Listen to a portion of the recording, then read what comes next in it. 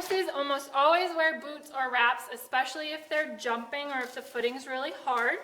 Okay, so we have 2 or 3 different types, but this is one of the types. Okay, it has a Velcro closure and then these 2 straps. Okay, so we want to make sure they're on the correct legs. So the Velcro should always strap to the back. Okay, and this goes on the back of his leg to protect his tendons. So I start it up here and slide it down, and then Velcro it across and pull down to close it. Okay, and then I would put the other boot on the other side. And then to take it off, just unvelcro everything. Okay, and then you take, to put them away then, you would Velcro this back to itself. Okay, and then put the right boot inside the left boot. Right, and Velcro them all together. That way they stay together. Okay. We have these other boots that are fuzzy like this on the inside. Okay. Usually you want to brush them out real quick before you put them on. But same thing, you always want the straps to go to the back. Okay. All right, so then I would put the corresponding one on.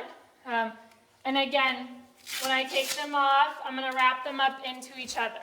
So kind of roll this one up.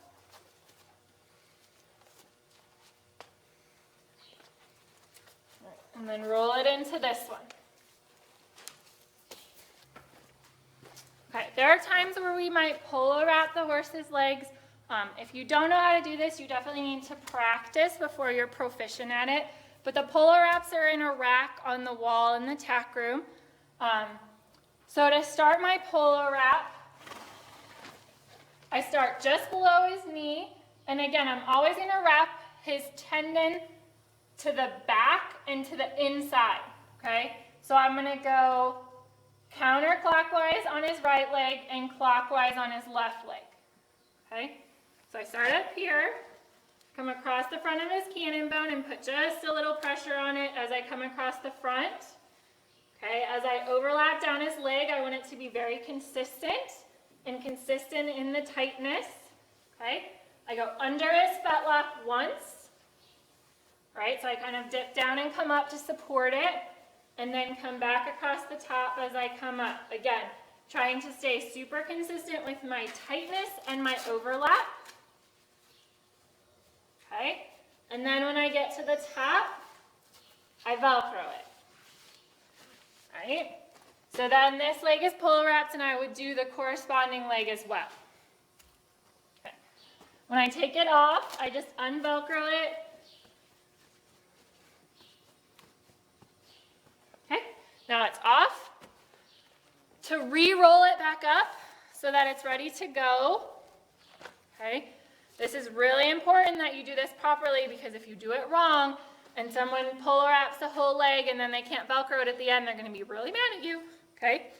So Velcro it to itself and then start rolling over the top of the Velcro. Okay, I kind of pull on it a little bit as I go so that it rolls up tightly and it's not a big loose bunch.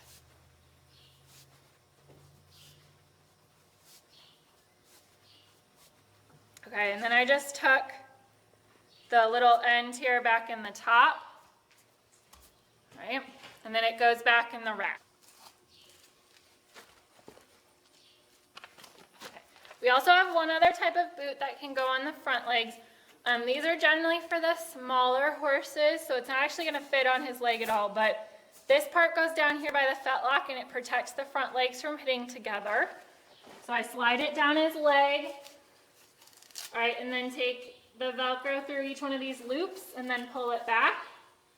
Okay, it's very clearly too small for him, but you get the idea. All right, and then when you put these away, right, again, Velcro them all to themselves, roll it up, put it inside the matching left boot, right, and then just Velcro one of them to hold it together. All right. Okay, very few of the horses wear back boots, but if they do, they generally look like this. Okay, again, always want the strap to go towards the back of the leg, and this part goes on the inside to protect it from the other hind leg. So it slides down as felt lock, and then Velcros on snugly, okay? And then you would do the same thing on the other side. All right, then to put them away, wrap it up into itself, put it inside the other one.